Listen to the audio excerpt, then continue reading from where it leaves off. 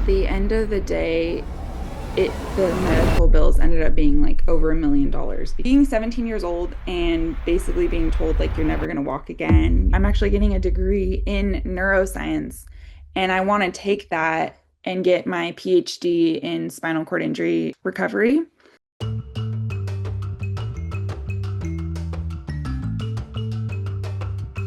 Hi everyone. Today we are sitting down with Ellie. And Ellie, I'm going to pass it on to you to introduce yourself to our audience. Awesome. Hi, I'm Ellie. I'm really excited to be here. I love what Meg's doing in her whole vision with, sharing disability awareness and unfairness in the medical industry when it comes to what's provided and, the resources we have as US citizens, or even just, I'm sure you're going to go on to cover even more than just the United States and healthcare coverage, especially for disabled individuals. So, I am a T10 complete paraplegic, and I'm really excited to share everything that I've been through with you guys. So, I'm really happy to be here. Thank you. We are happy to have you here as well. So I know this was something that we touched on a little bit in our previous conversation. Could you share a little bit more about your accident? And since you kind of went into it about like the type of spinal cord injury you have, can you expand on that as well? Yeah, so I was paralyzed in a car accident, which I think is the most common way that people obtain spinal cord injuries. So I was only 17. I'm 25 now, so I've been in a wheelchair for 8 years now. I What happened was I had a low tire blowout and I didn't have my seatbelt on, so I went out of my driver's side window and I had my vehicle land on top of me, which ended up compressing my spinal cord. I had a T10 vertebrae level burst fracture, which is like belly button level. And the little bits of bone fragment that went into my spinal cord just did me under. Oh, wow. I like to make joke of it because it's at this point funny to me, or it's like a coping mechanism to Yeah. make fun of it. I don't pity myself at all, so I should have prefaced with that.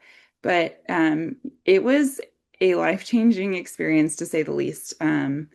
The being 17 years old and basically being told like you're never going to walk again, you're never going to feel anything below your belly button ever again, in the moment you're just surviving, but then like the year after is just intense, like trying to process everything that's happened. Yeah. I had a lot of support, which I'm really grateful for, um, through people, friends, and family, but it was the hardest thing I've ever been through.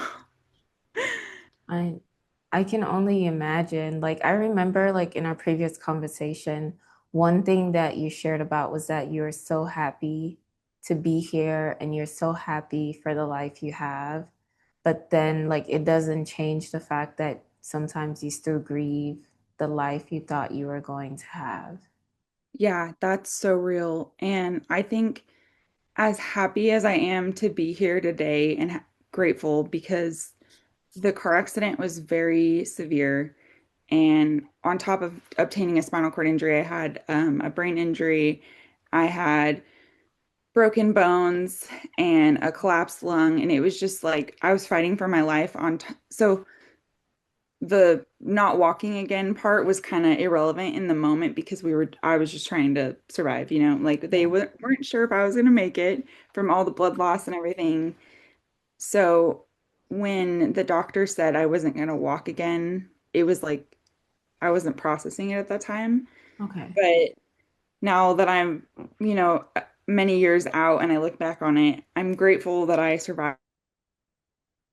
But there is still the ache in my heart that will probably never go away of I lost the ability to walk. And that's something to process at 17 years old is difficult, but to process at any age, it's difficult. But to think about like and I try not to go down these avenues, but to try not to think about like everything I'm missing out on or I miss out on. And that's not how I live my life, but it's still the thoughts are still there sometimes, you know. Yes. And I think like it just shows that, we are human beings. Like we have the right to be happy and feel sad about the same situation. Like if it wasn't that way, I don't think we will be human. Yeah. Ugh, that's so real. And I think me being hard on myself in the beginning, I didn't want to accept that. Hmm. Like I just felt like I had to put on this front of always being happy and like being fine, you know? And the reality is it's okay to not be fine. Yeah. Like especially when you go through something so life altering. But Yeah. I felt like I had to be strong for the people in my life. And I have since given myself the grace to process and to feel all the emotions of that time, but then also of my daily life. You know, I allow Yeah. myself to be like, well, that really sucks, you know? Yeah. But um still I try to always just like focus on what I'm grateful for, and that really Mhm. helps change that perspective. So 100%. So, like for the average 17-year-old, I think like when you think back to that age, most of us are still heavily dependent on our parents for like finances, health insurance, day-to-day life, your phone bill and everything. So, how did this diagnosis affect you and your family from a financial perspective? so at the end of the day, the medical bills ended up being like over $1 million because I had a helicopter flight. I had, or medevac, I guess is the Mhm. technical term for that. I had a total of almost 2 months in a hospital. First off was ICU, and then it ended up, I ended up being medically transported, which that was also something, our ambulance ride that I had to cover, and then like a month in neuro rehab. So it was a Yeah. lot. Okay. Wow. I grew up in a not super wealthy family. Hmm. I remember, you know, not having health insurance as a kid and them not allowing me to play sports because of that, and then having to find like minor health insurance just so I could play sports in elementary, middle school. Yeah. And then since talking to my dad about that, because I grew up in a divorced household, which didn't help with the financial situation, Yeah. you know. And I look back and I know we lived a really comfortable life, but when it came to health insurance, I know that was somewhere my dad always struggled because he had custody of us, me and my brother. And he owns his own business, Yeah. small business. He's a general contractor. And so he doesn't have work health insurance. And for a while there, before the Affordable Care Act came into play, he told me that he was paying, his premium went from, it started at like $200 a month for the three of us. And then he said it slowly went up until it was $2,000 a month for our Yeah. healthcare. Yeah. And, you know, I don't know how he did it because that's Yeah. insane. But then the Affordable Care Act happened, Obamacare, and my dad said his premium went back down to like $300 a month. And he was, Okay. which is still A lot. a lot of money when It's still you, a lot. yeah, like in the grand scheme of things, it's a lot of money, but he was able to afford that. And so I was 17 right before my car accident. He had like a he had just gotten me like recovered by his health insurance because I was like off it for a little bit because of I haven't even asked him what was going on with that, but I was thinking at 17 years old like, I don't need health insurance, like I'm so healthy, you Oh, know? wow. I mean, yeah, I mean, we are pretty healthy at 17 years old. I'm not gonna lie. Yeah, I it was ignorance, I didn't understand. Now, after what I've been through, and also just being around so many other individuals that are disabled just because of like the things that I do, understanding that anything can happen at any time, and that is what health insurance is for. Exactly. But at 17, I moved out when I was 17. So although I was on my dad's health insurance, I basically took over all of my own bills at 17. Hmm. So when I had my accident, it was like the co-payments were insane. I think it was like 20%. Um, my dad, because my dad, we had health insurance, but it wasn't amazing. Yeah. And that's where, because I was a minor and I was a disabled minor, I was able to immediately sign up for Medi-Cal. Okay. And once that kicked in, everything was covered. And that was such a blessing because I don't know what we would have done otherwise. You know, you Yeah. hear horror stories of people just like going into insane debt after a life-changing injury like that. And then once I had my accident, then I suddenly had all of these extra added monthly costs through like prescriptions. I now had to use catheters. I had physical therapy that I had to cover, and it was like I had a wheelchair that I had a co-payment on. Like Oh, there were just, wow. yeah, all these things that add up. And when you're 17 years old living on your own, and now I wasn't working, it was just a lot. Wow. It's funny, like you talked about the additional cost, but I've never thought about the cost of a wheelchair. I think I just assumed that everybody gets a wheelchair. No, But you're like, I have co-payments on yeah. my wheelchair. And sometimes they're insane. So, like, thankfully now there are businesses coming out where you can buy a wheelchair without insurance Hmm. and like a custom wheelchair, and they don't mark up the prices. But when you buy a wheelchair through insurance, it's like $10,000. Wow. Whereas, I mean, that's how everything is in the medical industry. The markup when insurance is involved is insane. But if you go like buy a wheelchair out of pocket, that same chair out of pocket without dealing with insurance, you could get for like $1,500. I said, that's huge with a price difference. So it's Yeah, like, you think about like, okay, I'm gonna go through my insurance because this is my health insurance to assist me with my health needs. But then in some ways, it's more expensive to utilize what you're paying for monthly than to try to source it independent of the yeah, insurance. yep. Actually, I have a crazy story about that. So recently, I lost my health insurance because I, since my accident, I've been on Medi-Cal Hmm. as a part of because I was disabled. At Yeah. first, they kicked it in because I was a minor and disabled, but then I got to keep my Medi-Cal because I wasn't working.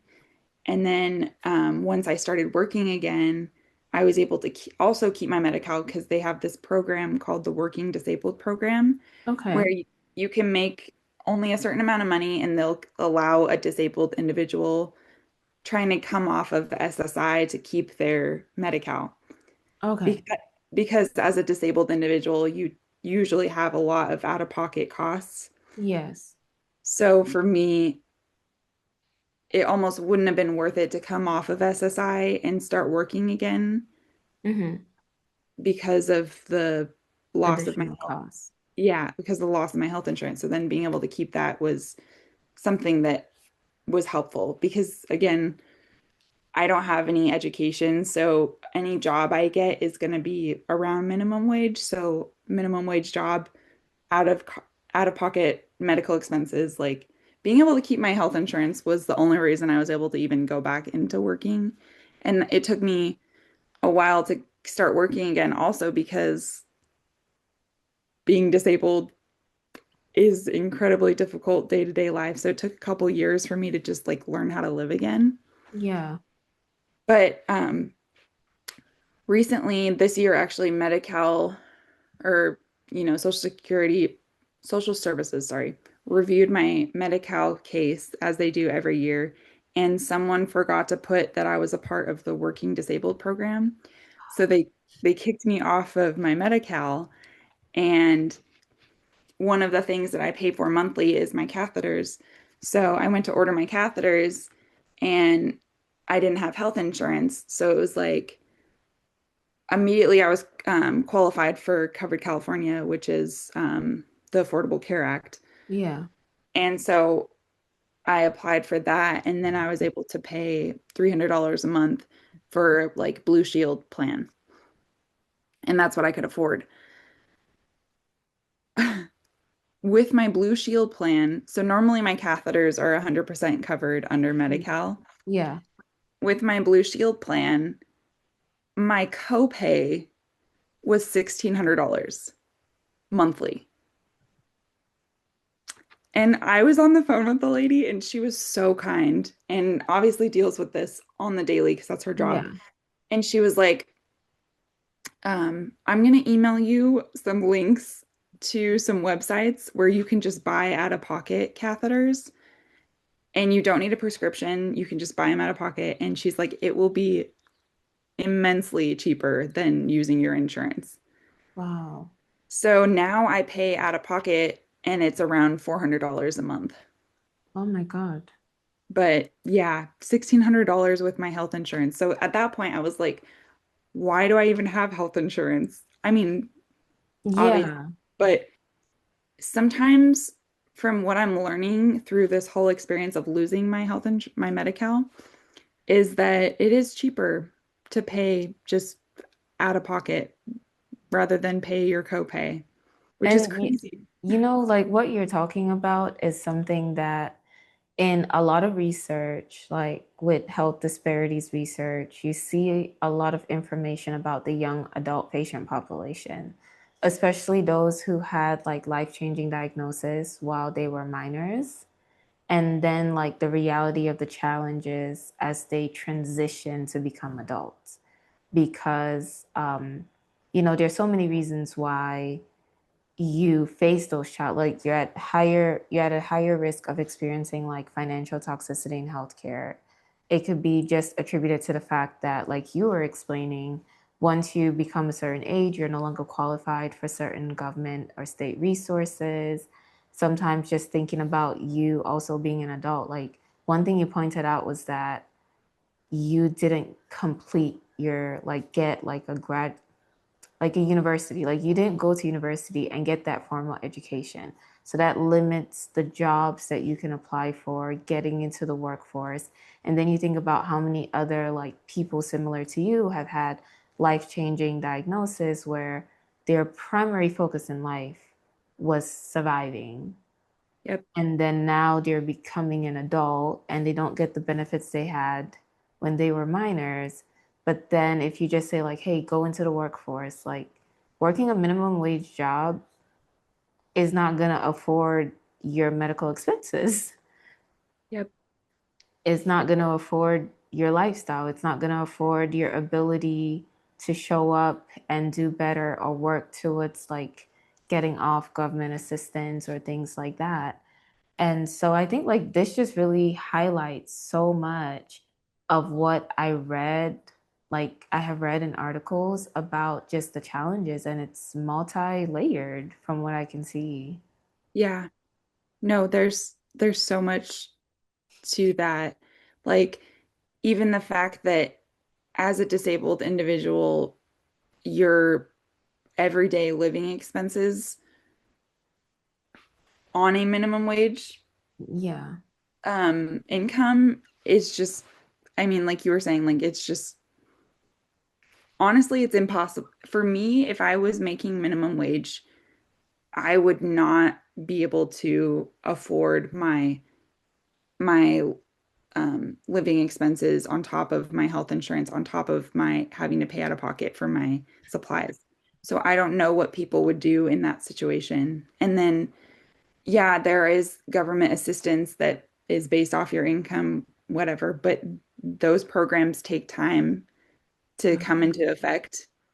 And then, like, if you're on Section 8 housing, finding that housing and getting approved.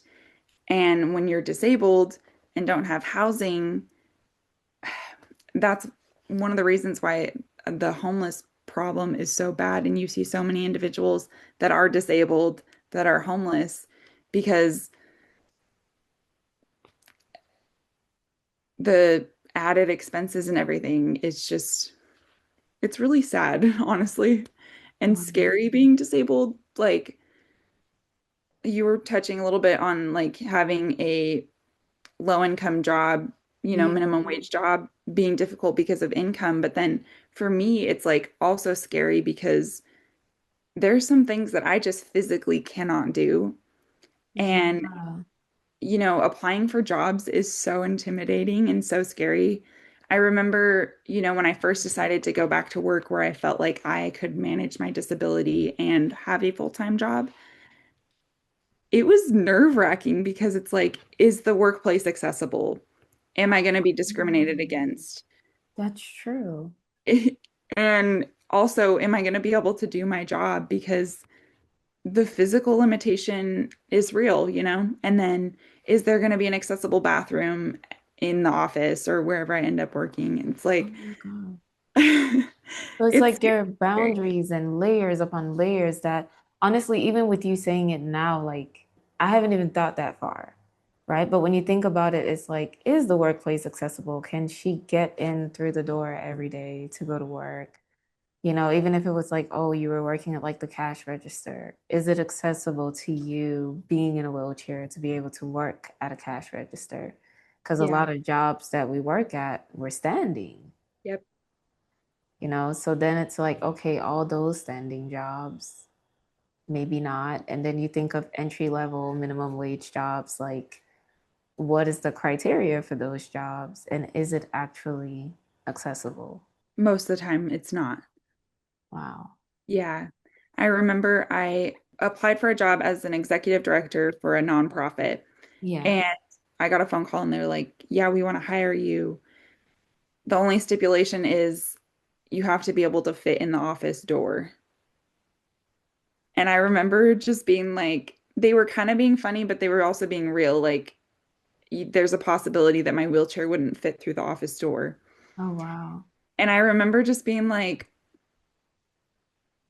this is so crazy. Like, I don't even know how to advocate for myself in that situation. I took a step back and I was like, what do you do? Because it was a small nonprofit in Yeah. my hometown, and I'm not gonna like sue them for discrimination or anything like that or like cause a big fuss because I know all these people. And it was just like a really disheartening feeling to be like, wow, there's potential that because I won't fit in the office, I couldn't have this job. Yeah, it's like a slap in the face. And it even goes back to like conversations about, you talk about diversity, equity, and inclusion, and like the little things where you're just like, oh, we don't need that. But the truth is, you know, there's a lot of different things that we overlook that we actually do need. Yeah, And even like having that conversation with you and those choice of words, it's like, was that really the right way to go about it? It's like, again, like you say, I'm not gonna like sue them or, say anything bad about them, but at the same time, that could have been handled uh, differently. yep, it really could have. I ended up getting that job actually, and the front door, there was this really, it wasn't super steep, but it was like just enough of a angle that I had to put my brakes on to Hmm. get in the front door and unlock the door because Yeah. that's something people don't think about with accessibility either. Is like, oh, if there's a ramp, it's accessible. But when I was opening up the building on my own, the angle of the ramp going to the door and then not having a flat spot in front of the door made my life so difficult. And I remember coming to work one day and my coworker had, or I had taken some time off because I was sick. And I came back to work and taken out the ramp and put in a flat spot in front of the door so I could get in easier. Oh, And I remember showing up at work and just sobbing because that's the thing about accessibility is like it's not a one size fits all for every individual, but if we just came together as a human race and like worked together and, spoke to our disabled friends and coworkers about what would make their life easier and then put that into play with daily life, I think yeah, that is where there's a huge disconnect is it's like people think they can open a textbook and like build things ADA. But for me, it's like almost like workplace inclusion. Like ask me what I need and let me advocate for myself on because everybody's different and every disability is different. And so for me, it was like that little act of kindness made my life so much easier. yeah, yeah. Because I remember I would be like trying to get in the door at work and like I'd be trying to hold my wheelchair from rolling, unlock the door, and I'd have like binders and like paperwork like flying off my lap and like trying to grab stuff. Um, It was this whole thing. But yeah, I'm really grateful for her. That was a really, really kind thing that I'll never forget. I definitely feel that. It's like feeling seen. Like you Yeah, can't explain the emotion of being seen. yeah. And so, like, one thing I wanted to ask you is that you talked about how you participated in the program that allowed you to still keep medical, but you could start working.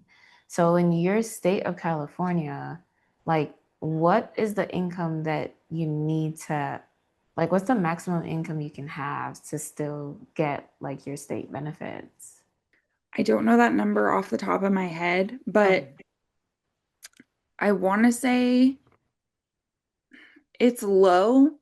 I want to say it was like anywhere from 2,500 a month to 3,500 a month, which is Okay. not a lot, but it's like around what I was making to be able to keep that program. Okay.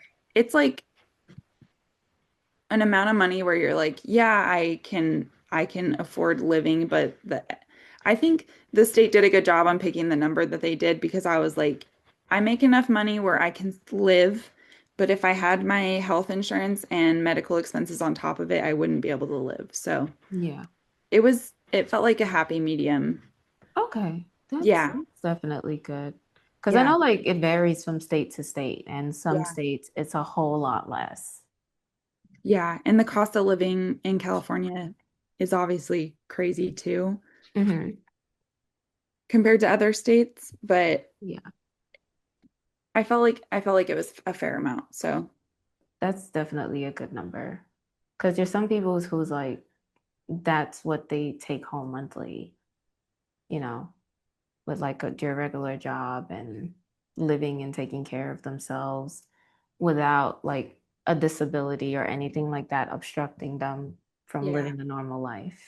yeah, So we know that like a lot of times people like can see themselves in other people through like your stories and your journey and just life in general. So what is one piece of advice you can offer someone in a similar situation about managing the financial burden associated with a spinal cord injury? I think the best advice I could give somebody is to use your state resources Mhm. because a lot of times, especially if you come from a really like prideful family, which a lot of us do, I know that was a situation for me.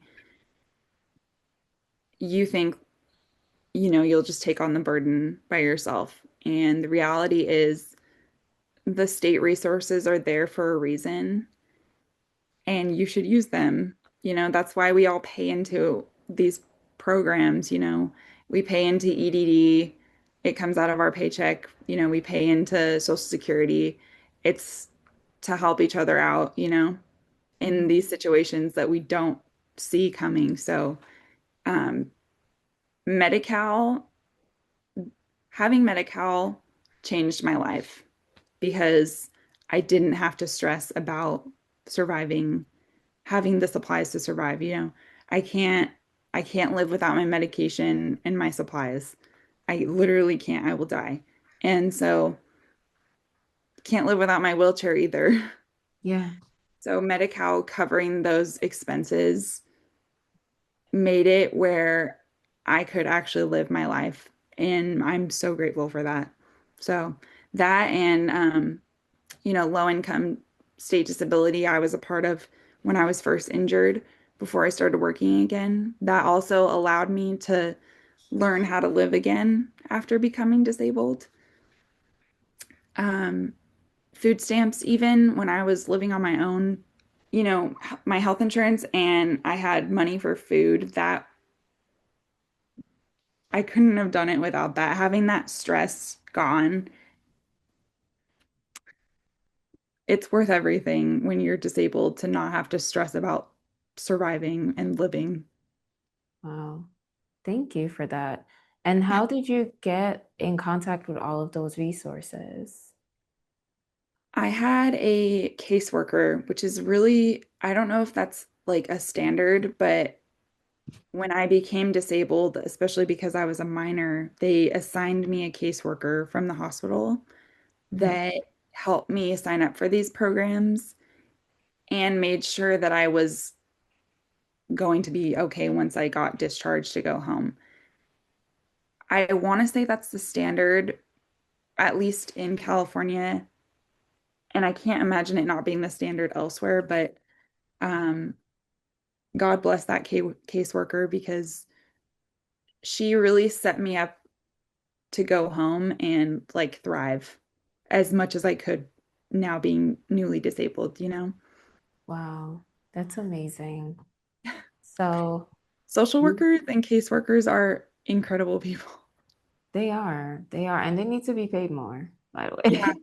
They need to agreed. be paid more because they are saving lives. I know you started a business called My Walk for Faith. What is My Walk for Faith?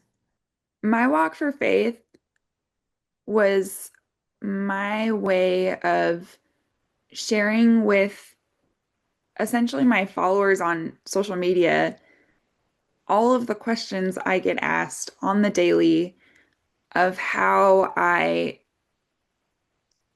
handle my injury, but also how I've learned to reconnect to my body post spinal cord injury. Mhm. I compiled all of that into a course that people could take and essentially learn everything I've learned over the last 8 years of dealing with paralysis. I also offer one-on-one coaching for that same those same questions, but more of like an intimate approach. And also sharing, the brain hacks that I've done to learn how to process living with a disability, but also how to change your perspective and mindset on life in general. It doesn't have to just cater towards living with a disability. I will say I've taken a step back from my course because I'm going back to school, which I'm really excited about to get. Congratulations. Thank you.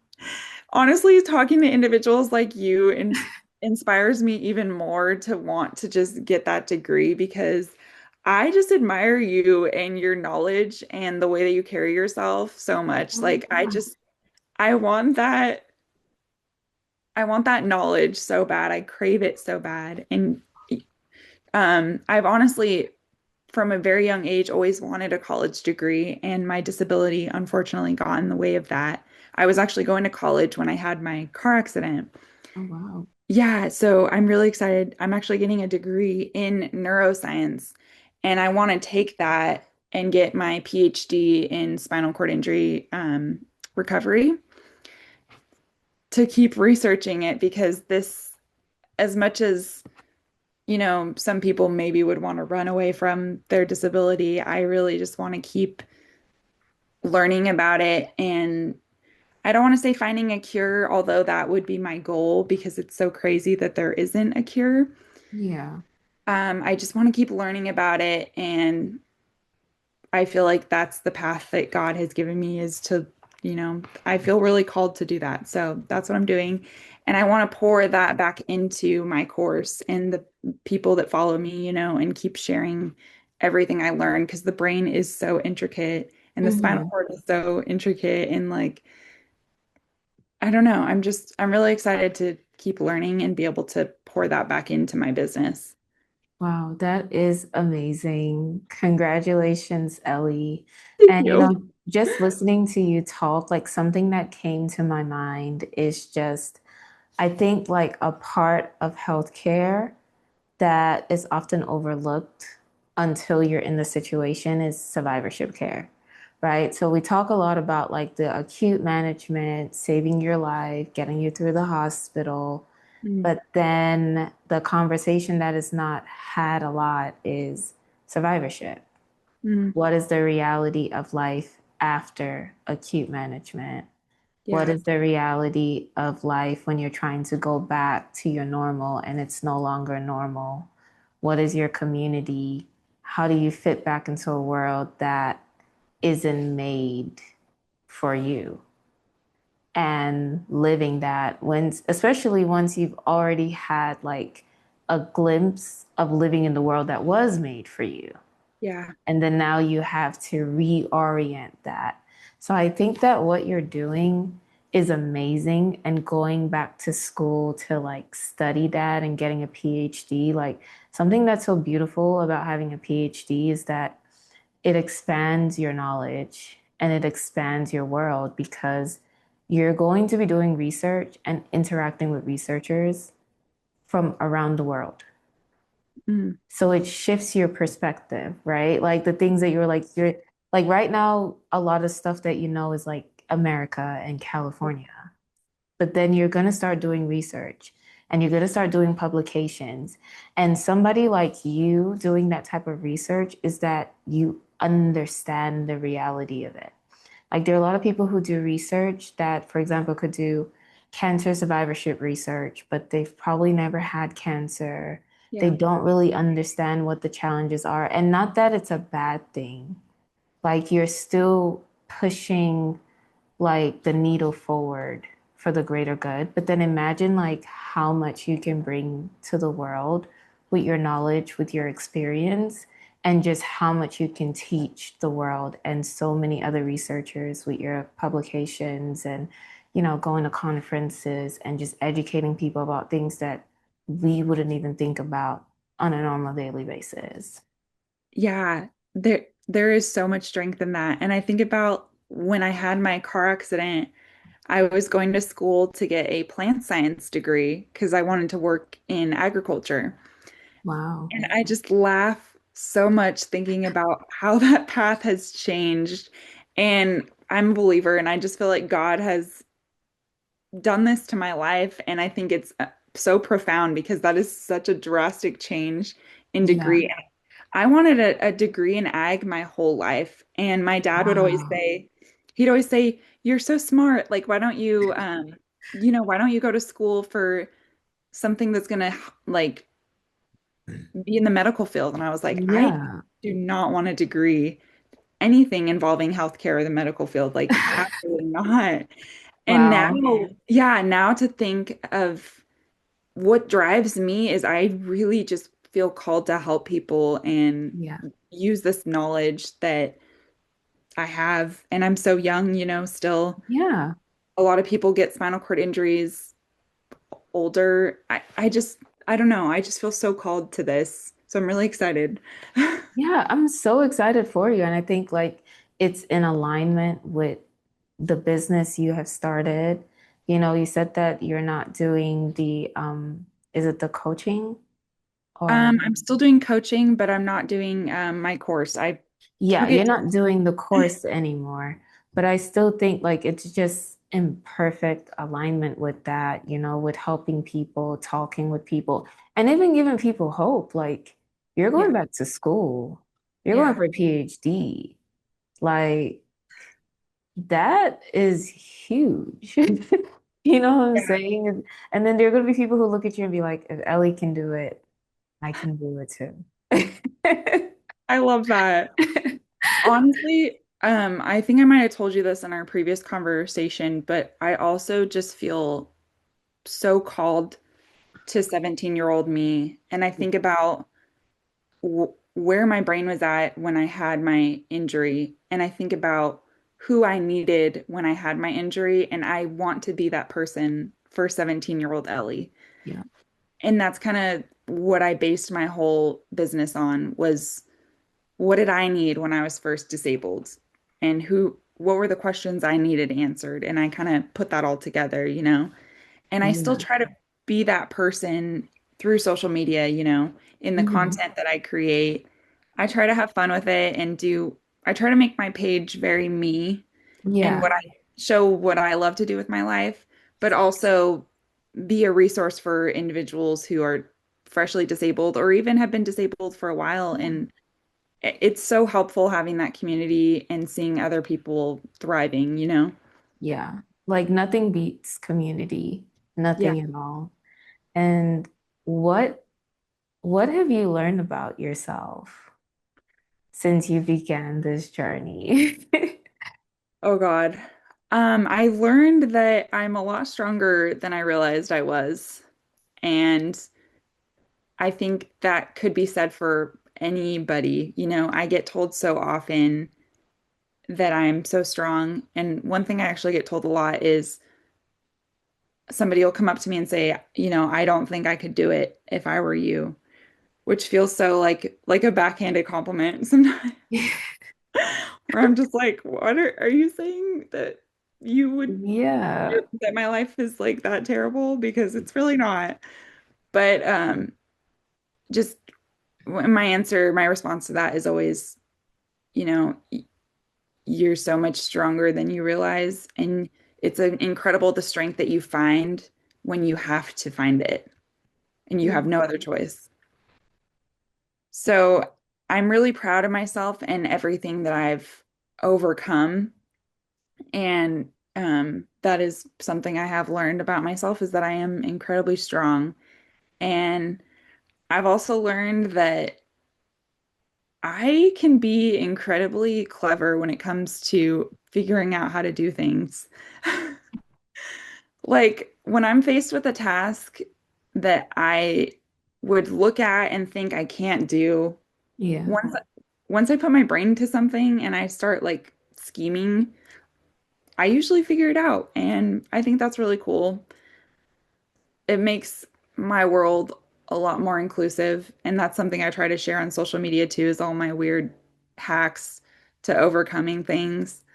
Like my passion for cars and going fast. I think Yeah. that's deep rooted in because I grew up as a horse girl. And Oh, okay. yeah, so after my accident, I thought that I would get back into horseback riding, but I just never did because it was really scary and difficult. And it involved asking for a lot of help, which was something I hadn't learned how to do very well yet at that time. Yeah. And horses are expensive too. That So, part. yeah, there's that. So, I got out of it, but then finding that adrenaline rush through driving Oh, wow. safely on the track, you know, and race now has really, I don't know, it's shown me that that adrenaline junkie is still there. You know, it's just a little different now. I traded in my four hooves in for four tires or something stupid like that. Yeah. There was a video that I saw on your page, and it was when you went to Disney and you got on like all the roller coasters, Yeah. and like you talking now about being like an adrenaline junkie and loving that drive. I'm like, that must have been amazing. Oh my gosh, Disneyland? Don't even get me started. That was my first time ever going. I never had been, even as a able-bodied person. So 25 years old, it's my first time going, but I'm also going without the use of my legs. Yeah. My expectations were low, but I was going because it was my cousin's bachelorette party. And I was just, I was honestly anticipating having to sit out most of the rides. Oh no. No, they are so accessible and it was so refreshing. Like, I've never been to a more accessible place than Disneyland. Wow. Yeah, it was amazing. Even like every single ride is accessible. So I thought, Wow. yeah, I thought that I wouldn't be able to ride certain rides. I was able to ride every single ride that I wanted to, which is just, it's so That is crazy. huge. I know. I know. That is huge. Like, and God bless Disney them. has, like, I've never been to Disneyland, but I've been to Disney World. Okay. And I know it's a huge park with a lot of rides. Yeah. Yeah. So for That's on them my to bucket put list. that amount of thought into everything, Yep. that is honestly, that is huge because we do have to give them their props, their flowers for Yeah. that. No, seriously. I they had assistive devices for like transfers and stuff that I don't know. I was mind blown, honestly. You're like, I didn't even know this existed. Yeah. I You're was like, like, what is man, that? I was gonna muscle through most of the transfers, and Yeah. then it was like I didn't have to. I got to like essentially use like a slide board for a lot of the rides that they provided, but was way safer than using a slide board for transfers, which is like You're like, where is this? You're like, do I need like Disney level stuff for my daily life? exactly. Like, Is this how like, I save my shoulders? wow. So, Ellie, thank you so much for talking with us today and sharing your story and your journey and just watching you get to the other side, not just physically and emotionally, but also mentally, and just seeing what else the world has for you and being open-minded to that. So, before we wrap up, what closing words do you have for our audience? I just want to say that perspective is everything, and those are three words that I live by in every day. Mhm. Perspective is everything. Any situation you're in, just take a moment to step back and have a different perspective, and it will change your life for the Thank better. you. Thank you so much, Ellie. Have an amazing, wait, is it morning, afternoon? You're in California. It's morning here. Have an amazing rest of the day. And for everyone else, I'm looking forward to seeing you guys on the next episode. Bye.